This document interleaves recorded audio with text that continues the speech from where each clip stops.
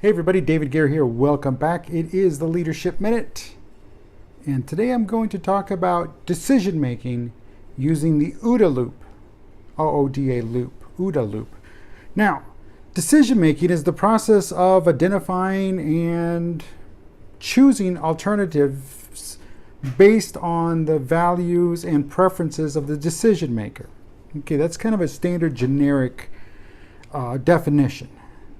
Now, there's different things out there. Personally, I prefer the OODA Loop. That's OODA Loop.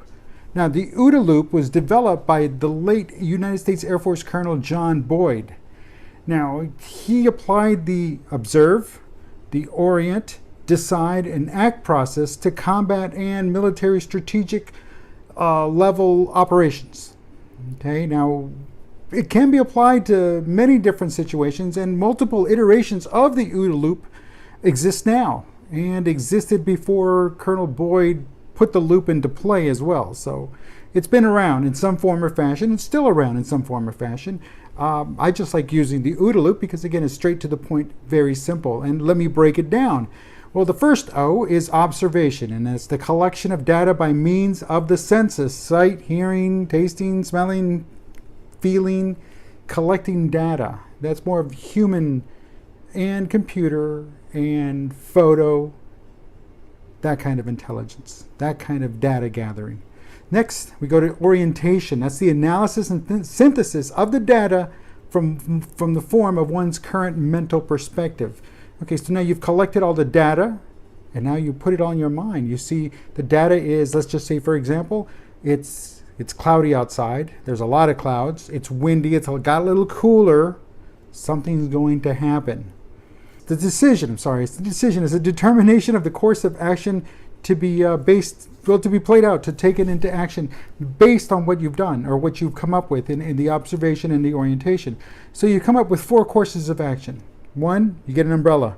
2, you get a raincoat. 3, you go inside. Or 4, you stick it out. You get wet. You stick it out. Well, you decide what to do. That's your decision. Then you go into action mode. That's A. You actually play out what you're going to do. Well, you decide to stick out the rain.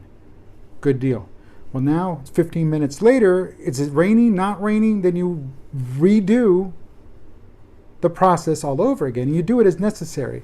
So you start thinking, well, okay, well, now it's 15 minutes later and it's still raining. I think I better go inside. It's 15 minutes later. It stopped raining. Now, okay. But what happens if throughout the course of your observation, your orientation, your decision making, and then put it into action, it starts to snow?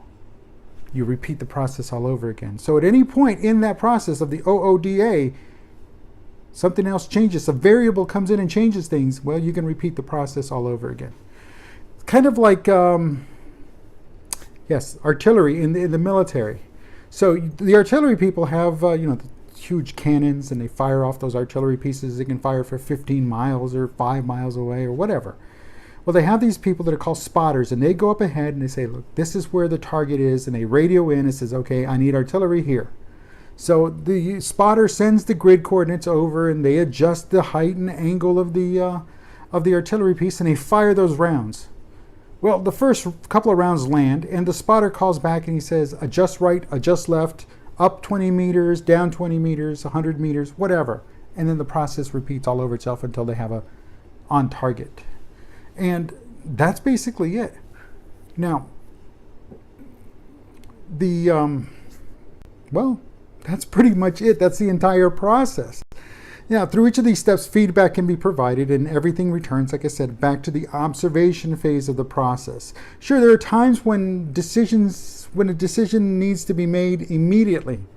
But unless you are under combat conditions, those opportunities are few and far between.